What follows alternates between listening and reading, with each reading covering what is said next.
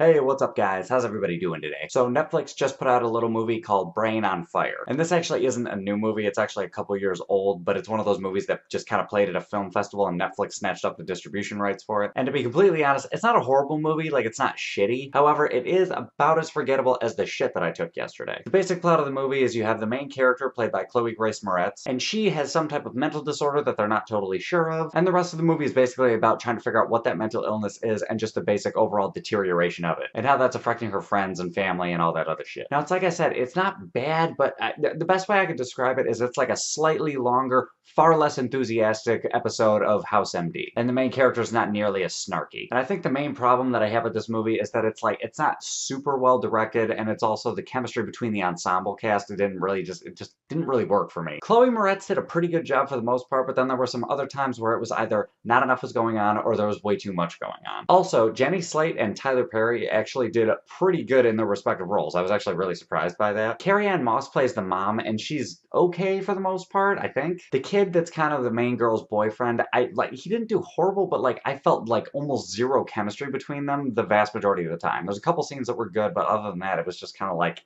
I really don't care. The dad did a good job, on his own as an actor, but as I said before, just the chemistry with him and some of the other people just did not match up. I remember the music was alright here and there, nothing special, and the movie did get boring a few times, and I thought the pacing was a little bit weird. However, when I say that, I'm more referring to the pacing of the story overall, just in general, because actually the pacing of the actual illness and how that seems to progress and get worse and worse and worse, that part actually was good. But again, I think it was just the chemistry of the characters, the ensemble just didn't mesh well together. But again, it's not all bad. The movie did really kind of illustrate how annoying it is when you're trying to figure out something that's wrong with you and you can't get a proper diagnosis. Because I've seen people that have had that issue and it's really frustrating. Plus, just in general, the idea of not knowing the answer to something is kind of annoying, and the movie really did convey that pretty well. And it's also based on a true story, so I think the movie had good intentions. It just could have been executed a lot better. But again, not a good movie, not a bad movie, so I'm gonna stick to a completely neutral score and just give it a straight 5.0 out of 10. If you don't have anything to do at the moment, sure, it's not a bad idea, but I'm not gonna go out of my way to recommend it to people because it's really not that great and it's kind of forgettable. But anyway, guys, those are my thoughts. What are your thoughts? Have you seen this movie? Have you even heard of it? Hop in the comments. Let me know what's up. Other than that, give me a like, subscribe, all that other bullshit that makes my channel look good, and I will catch you guys later.